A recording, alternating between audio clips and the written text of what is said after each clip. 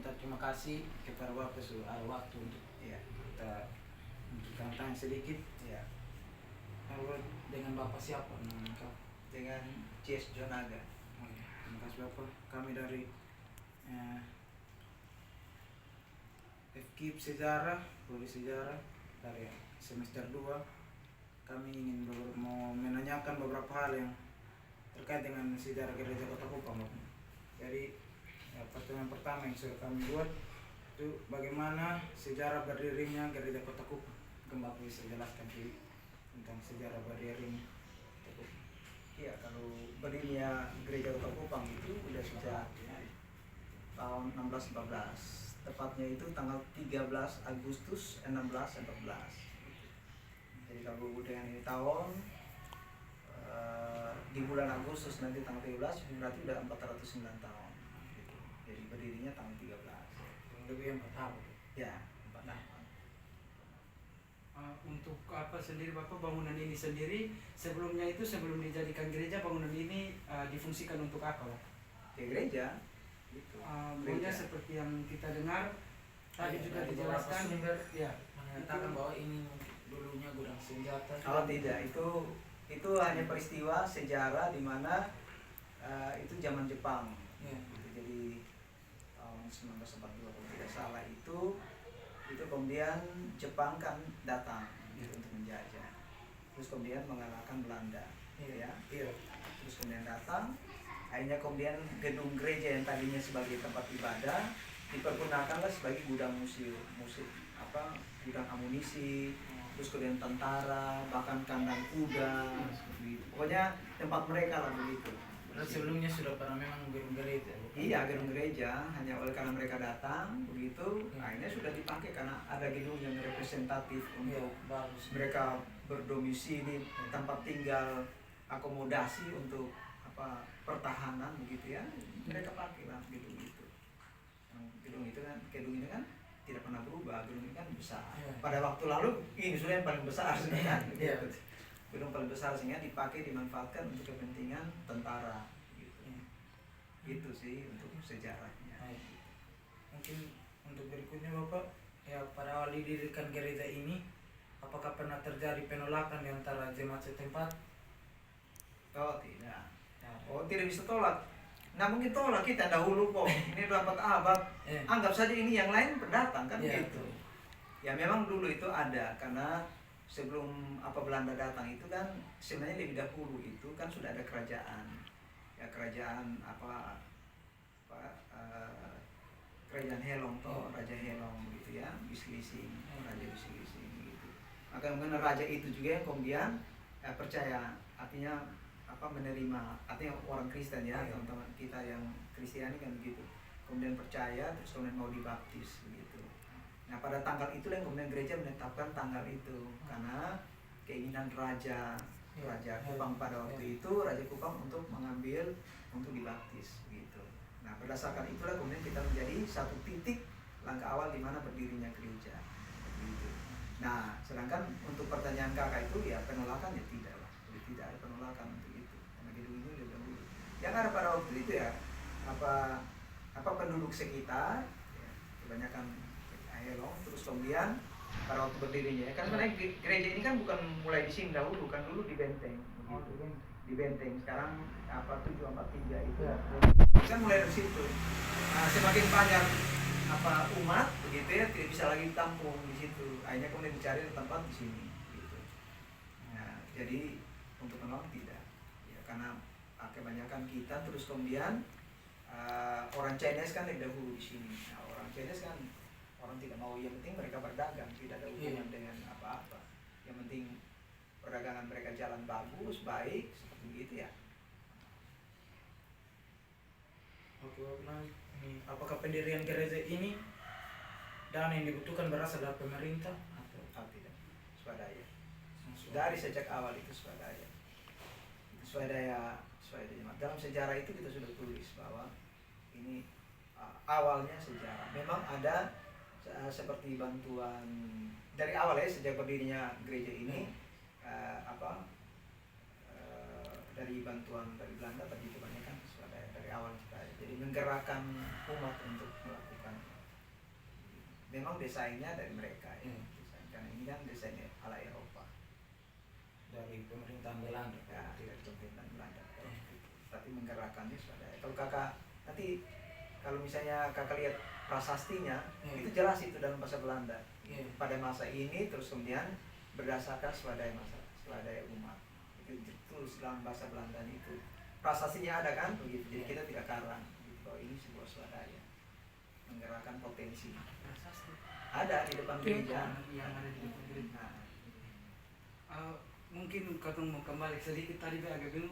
Kalau kan ini gereja yang ini sekarang ini kan dulu gudang senjata, maunya gudang senjata itu mereka taruh pas ini sudah dibangun gereja. iya sudah bangun gereja. Oh, kira-kira ada perlawanan ini dari warga sekitar atau tidak? Jangan perang, jadi semua jemaat kita lari semua. Oh, iya. Lari ke Arnona, makanya kemudian ada gereja Arnona. Oh, iya. Pokoknya lari, pokoknya semua. Ada yang kali, makanya kenapa disebut kali sembunyi? Iya. Karena jemaat kita lari di situ, sembunyi di situ.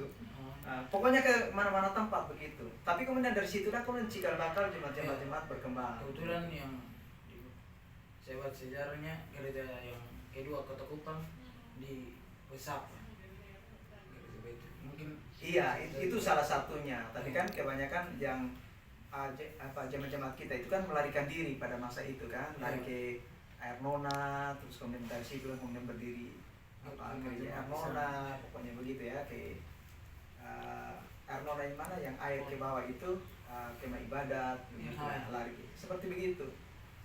Itu peristiwa itu. Begitu. Tapi gedung ini ya dipakai. Begitu. Jadi tidak lagi tempat ibadah tapi tempat tentara. Jadi secara garis besar mereka yang lari ke sini, mereka berlari ke tempat-tempat yang lain dan akhirnya membangun gereja. Nah, setelah itu kemudian Jepang kan bertakluk toh, Iya. gitu. Terus kemudian jemaat mulai kembali. Kembali. Tapi kembali ada sebagian tidak mau lagi kembali. Gitu. Akhirnya Ya, berdomisili sudah di tempat-tempat itu dan bergereja, membuat mendirikan gereja, seperti sebagian kembali. Itu ceritanya. pada awal yang jemaat berdiri itu Bapak kira-kira berapa ini rayon? Oh, tidak ada rayon, tidak ada istilah rayon. Kalau misalnya sebenarnya cikal bakal cuma gini Kak, kalau gereja itu mula-mula itu di Benteng itu hanya mulai dari karyawan VOC yang berdagang. Oh, iya. Nah, karena kemudian ada penduduk pribumi begitu ya. Terus kemudian kan diajak misalnya pemanggul, guru kasar Iya, gitu. iya. Hanya kemudian mereka mulai dengar-dengar tentang Injil toh, Iya. gitu. Terus kemudian menjadi percaya gitu. Terus berkembanglah gitu. Berkembang sampai itu catatan sejarah itu sekitar 1300 berkembang kan. Nah, dulu itu kan bukan gereja di Benteng itu kan bukan ini kan los Iya. gitu ya gitu. Pagarnya juga pagar batu seperti sekarang. Ini kan Iya. sekarang udah tembok. Kalau dulu itu kan pagar batu keliling benteng itu. Iya. Sedangkan di dalam itu kan hanya ya seperti apa ya? Kalau kamu bikin camp itu, Iya. itu ya beribadah seperti begitu. Nah, di situ itu kan karyawan. Setelah itu berkembang menjadi 1300 dalam catatan sejarah itu ya tidak bisa tampung lagi. Itu pertama, tidak bisa tampung umat lagi.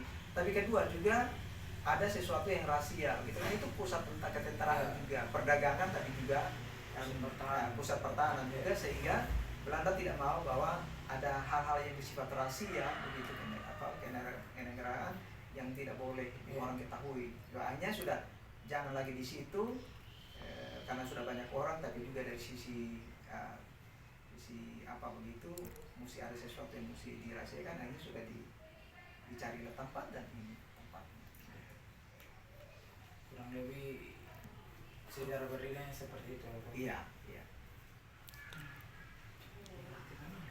Sudah?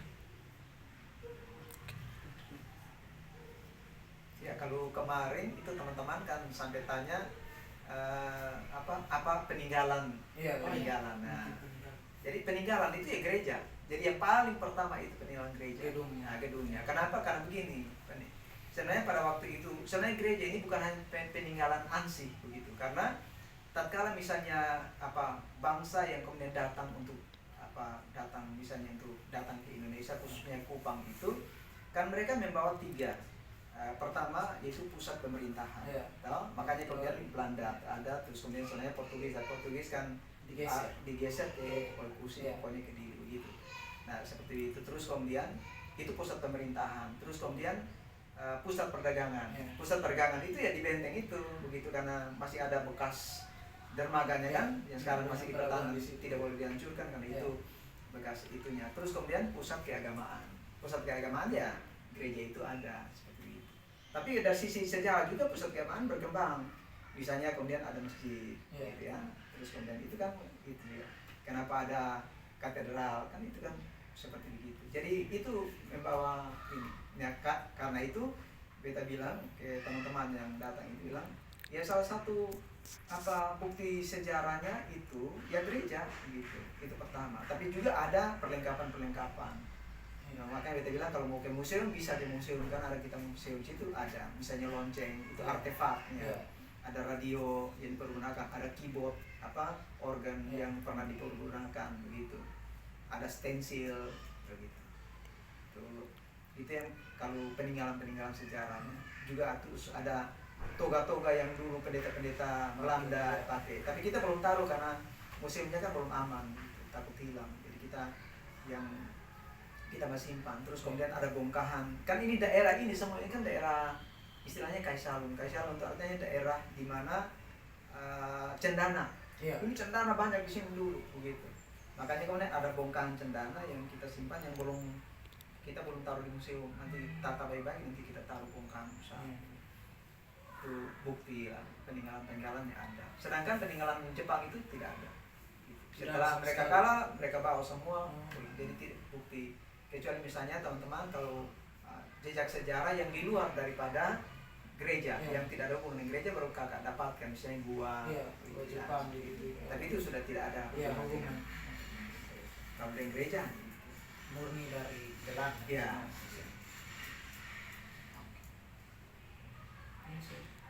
Ada lagi? Itu ya. Mungkin hanya itu yang bisa Iya. Ada juga artinya supaya kakak pun mereka lengkap supaya saya hubungkan dengan teman. Ada di antara. Terus kemudian pendeta pertama yang melayani di sini siapa? Itu Matthias van den Broek. Itu pendeta pertama. Belanda. Nah, pendeta Belanda Matthias van den Broek namanya. Nah, jadi dia juga yang kemudian akhirnya yang melayani. Tapi dia hanya melayani 1 tahun. 1 tahun. Sini setelah itu berganti. Nama-nama itu semua ada di museum.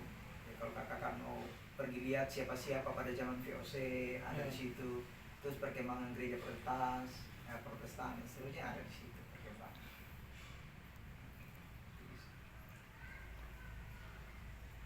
Di dalam bentuk gerejanya kan ini dari ini ada ini apa ini?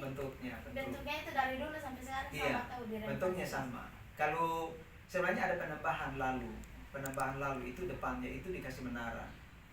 Tapi waktu kemudian gereja ini jadi situs, aset ya anggap saja negara Indonesia ya, karena terkala dikeluarkan surat begitu ya, surat sebagai akta sebagai situs dia kan ada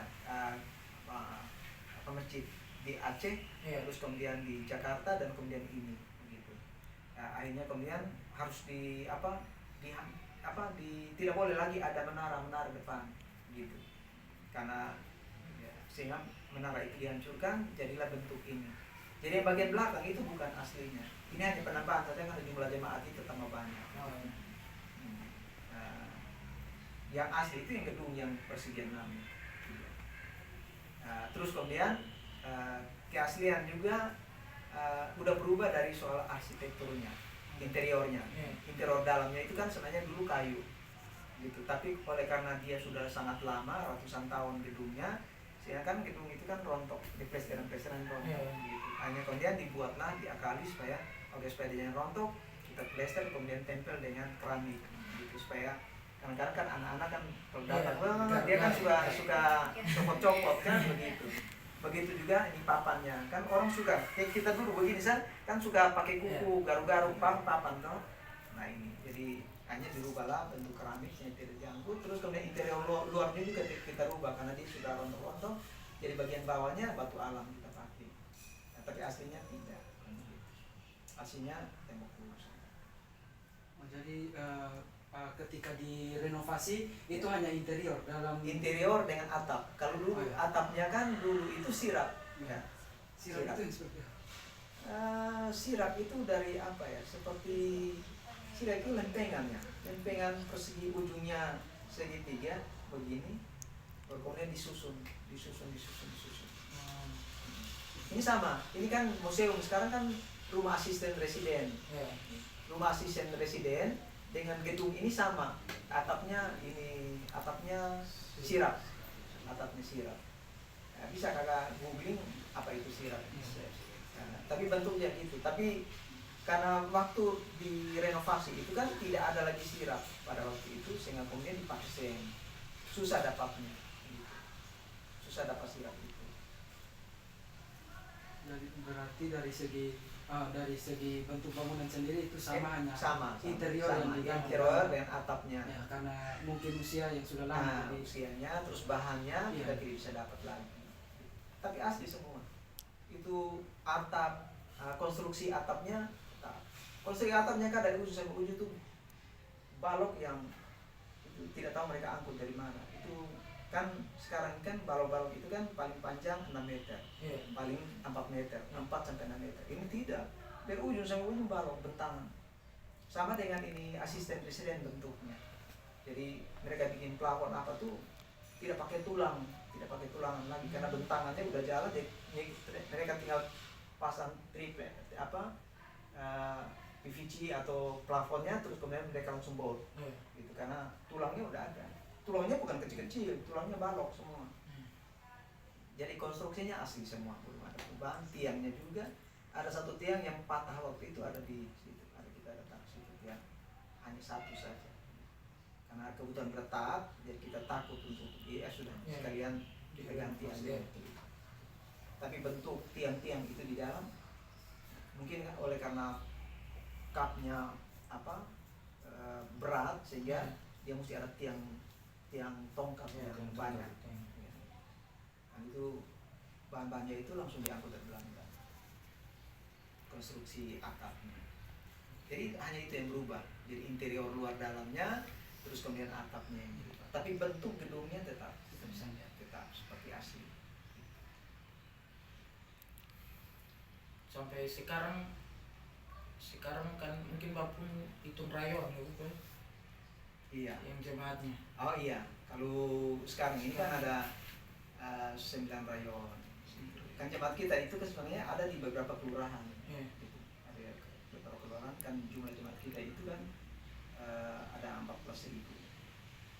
Jadi 14.000 sehingga jemaat-jemaat kita itu kan ada di beberapa kelurahan. Kelurahan Fonten, terus kemudian Batu Kardera, bahkan ada perbatasan Nila ada, terus Solong di belakang, gitu. Terus kemudian Batu Veto, Batu Kardera, pokoknya segitu. Tapi juga ada di tempat-tempat kelurahan yang jauh, karena seperti yang kita bilang tadi, ada yang kemudian pergi, terus kemudian mungkin dia beribadah di situ, tapi ada yang kemudian tidak mau. Mereka tetap domisili di tempat jauh, tapi tetap beribadah di sini. Jadi mereka belum atestasi, belum pindah, tapi itu jemaat kita.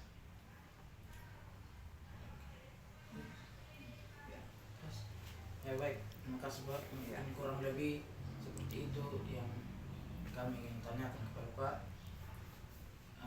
Terima kasih banyak atas waktu yang diberikan. Mengganggu waktunya juga Bapak. Ada sibuk.